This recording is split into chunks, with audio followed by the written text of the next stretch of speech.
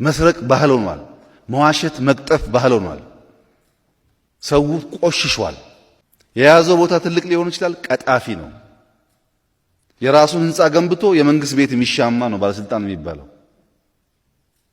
ስንቱን እናውቃለን እኛ በየሰበታና በየቡራዩ የተደረደረ ህንፃ ስንቱን እናውቃለን። ደህንነት እኮ በእኛ እጅ አልነበረም። ሌባ ነህ ስንለው በማግስቱ ተነስቶ እኔ እንትን ጠበቃ ነኝ ይላል።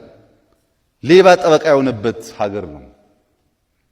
ሌባውን ነጥለን እንዳናነሳ ደግሞ ህዝቡ በእንደዛ አይነት ማታለያ ቋንቋዎች፣ ብዙ ርቀት በማይወስዱ ቋንቋዎች ለጊዜውም ቢሆን ኢንፍሉዌንስ ይደረጋል።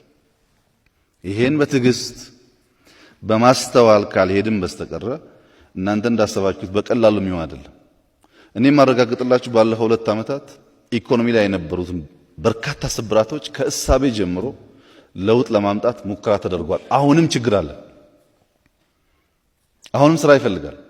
በፖለቲካው የመጣው ለውጥ ለምሳሌ በመንግስት ሚዲያ ቀላል ኤግዛምፕል ልስጣችሁ። በመንግስት ሚዲያ ጋዜጠኛ ሆኖ የሚጠይቀውን ሰው ይሄ ለውጥ እኮ ለውጥ ያመጣ ብለን ስንጠብቅ የባሰበት ሆነ፣ እናንተ ዝም ብላችሁ ተቀምጣችሁ ብሎ መጠየቅ የሚችል ጋዜጠኛ ስለ ለውጥ ይጠይቃል። ሰውየውም ይመልስለታል። እኔ ብሆን እንዲህ ብለህ መጠየቅ የቻልከው እኮ ለውጥ ስለመጣ ነው እንጂ መንግስት በዋልታ ውስጥ በፋና ውስጥ በቲቪ ኢቲቪ ውስጥ እንደዚህ አይነት ጠያቂ ጋዜጠኞች ተሸክሞም ልሸከም አስበውም አያውቅም። ለውጥ ከዛ ነው የሚጀምረው።